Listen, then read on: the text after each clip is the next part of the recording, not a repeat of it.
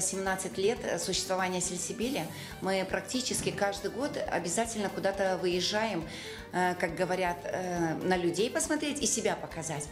Всегда это является огромным стимулом. Пришло приглашение на конкурс онлайн в Чехию. Я решила «Вальс Париж» послать, Георгия Свиридова «Романс». Ну и решила сама поучаствовать тоже в конкурсе. И играли мы Элегию Сапарова. И решила студента своего послать, так как Рустем Куртмеметов на данный момент является студентом нашего университета, нашей кафедры. Я решила найти его запись, та, которая на сцене исполняется. У него очень своеобразная игра.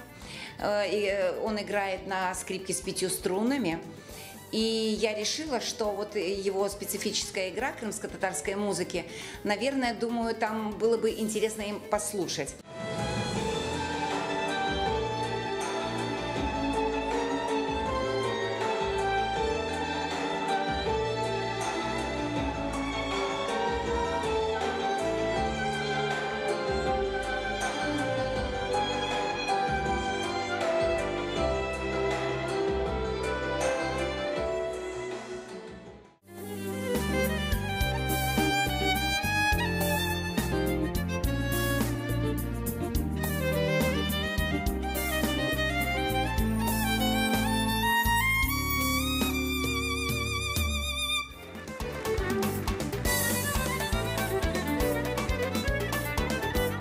Композиция Зори Ханум Кадыевой – это авторское ее произведение.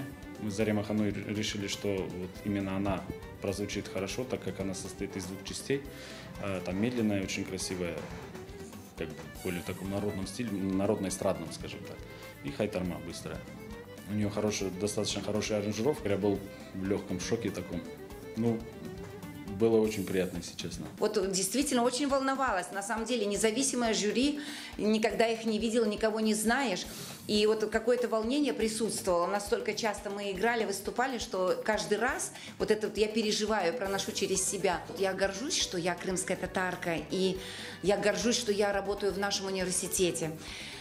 Я горжусь нашей нацией, что все-таки мы не стоим на месте, а пытаемся идти вперед. И то, что я могу пока по моим силам и всех своих студентов, я могу их возить по миру и знакомить с крымско-татарской музыкой, вы знаете, наверное, это мое предназначение в жизни.